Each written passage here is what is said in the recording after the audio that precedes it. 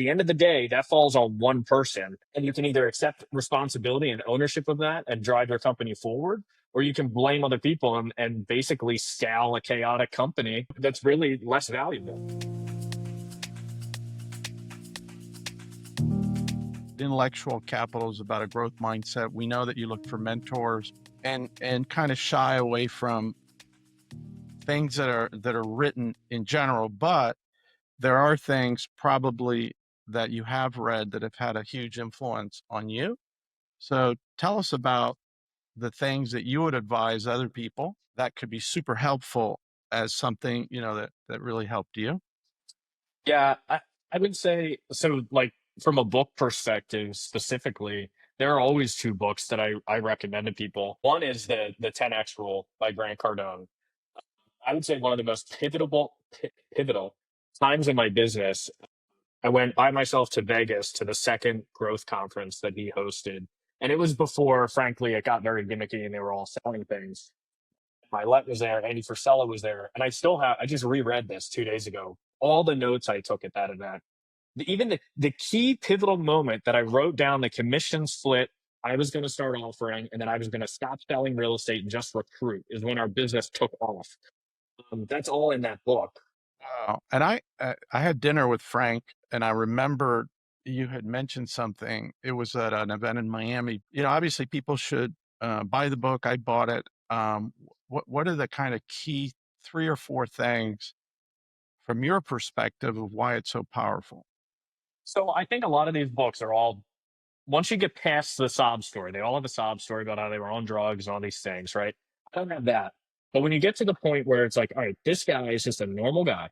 And the only thing he did differently than anybody else was make more dials, was send more emails, was when he got that unsubscribe, he hit him again. Like he just kept going. It was relentless. It was 10x. It was nonstop. It was a validation to me that, okay, I didn't need to do anything. I didn't need to know anything. I didn't need to do anything except take massive action. And I think that was the key. And that's been the key for everything, whether it was the home healthcare companies I acquired, whether it was the real estate I acquired. I acquired those and got great deals after writing hundreds of deals to get those, right? To find those 100% seller finance deals, to find these people that were really, really in a tough spot and had to sell. Hard work, persistence. I've talked to people in sales that had a ratio. It's like, I got to knock on 100 doors Mhm. to get a yes. So they want to get to no quickly. And if it's no, they move on to the next, but they know that's their ratio. Or in this Yeah. neighborhood, for every 100 doors I knock on, I get 3 yeses. But that wasn't something that held you back. Mm-mm. No, and there are and there are great people, salespeople that even work for me that are very structured and they don't take that approach, right? They want to build a relationship. It's a little longer sales cycle. I never did that because I wanted to get to the end result faster. I wanted to filter. I call it triaging. Like if I email 10,000 people and I email them every single day, the goal is to just get those responses. I want them to come to me. Other people are like, well, I don't want to hit 10,000 people. I don't want to do it every day. They're going to get annoyed. They get in their heads.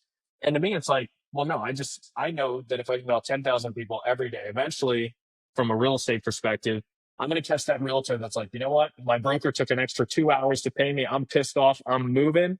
And this is the day. And Because it's you're funny. because you're recruiting.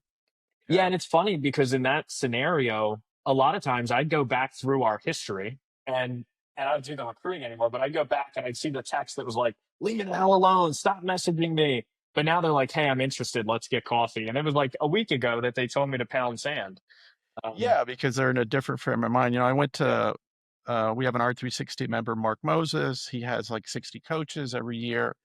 He has a conference, and this year he brought in Jim Collins, and I actually had time to spend time with him. He did a 3-hour workshop, and I'd read Jim Collins' books, Good to Great, Built to Last, but I wasn't really a disciple. Um, I use EOS Traction to grow and scale, but one of the tools that EOS Traction doesn't have that really has shifted my mind, and I don't know if you've applied it, but in 2001, Amazon was losing a ton of money, and Jim Collins goes out to Washington, to Seattle, and meets with them. and explained to them the concept of the flywheel. And they applied it and they became who they are today because they figured out what is the one thing that we have to do in terms of providing value to a client, that if we do that at a 9 or 10 level, it can't but help lead to 2. And if we do that at a 9 or 10 level, it can't help but go to 3, 4, 5, 6, and then it comes back to 1, but at a higher speed, and it keeps turning. The 3 things on the right are what value you provide.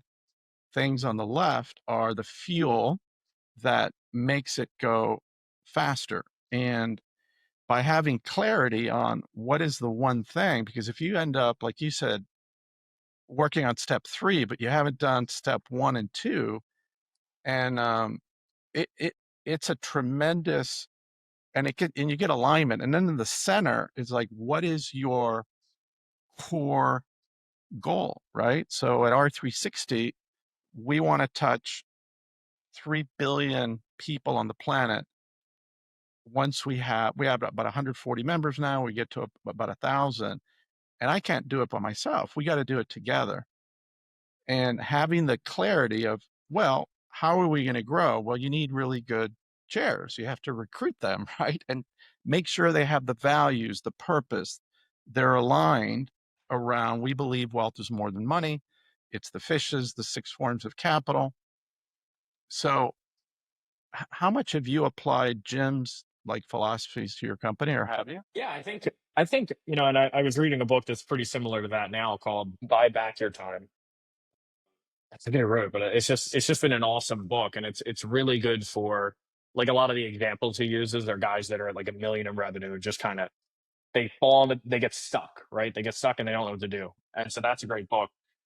But for us, really that is a huge focus. And what I'm constantly reminding people is in 2 sentences, for the businesses that I actively run, we literally do one thing, and it's we build mortgage and title companies for real estate brokers and builders.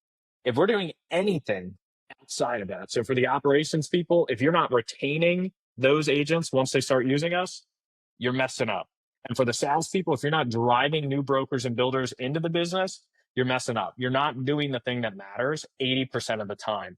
And the value is that you're helping them make more money. Yeah, we're writing them checks. Right. And that's awesome. So that's the contribution.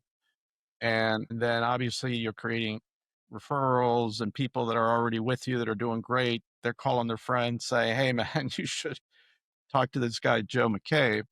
But I interrupted you. You had said there was 2 books. So one was Frank Cardone's The 10X book. And what was the other one?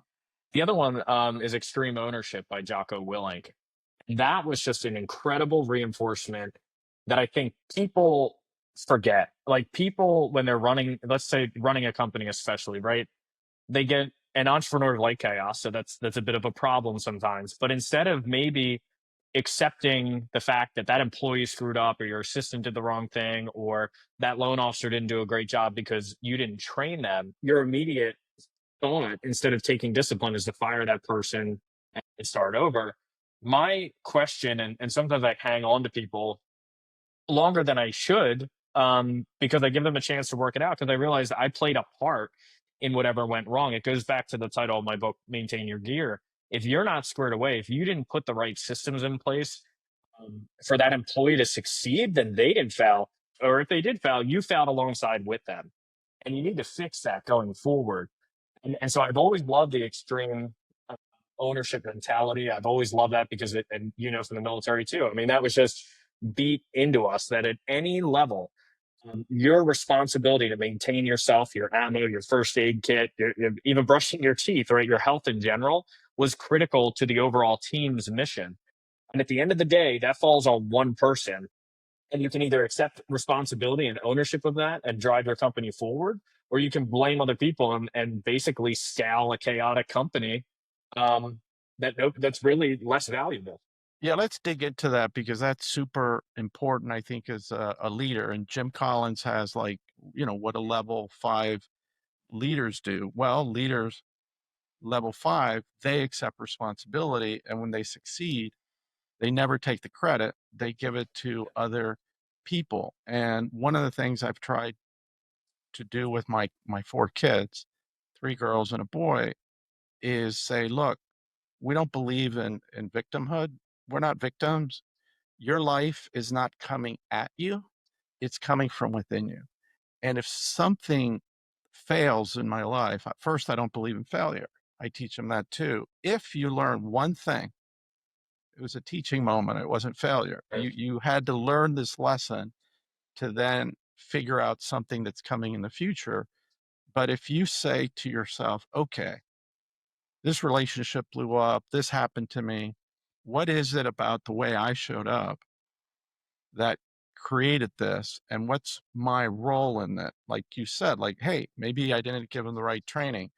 Maybe our processes were not the way they should be and they need to be modified. Let's savor, you learn more from your mistakes than your successes, and how can we savor it?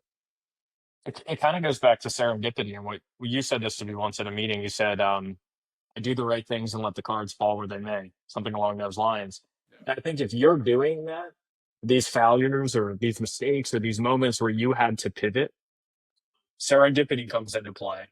And those always turn out better, better than you thought, painful in the moment, but better than you thought, as long as they were rooted in doing the right things and being willing to, at that moment, accept ownership and pivot. So, a lot of people, they fail, they give up, they move on, right? Or they never even get there because they're too busy going to conferences and reading books instead of just taking action. Right. Taking Yeah. massive Yeah. action.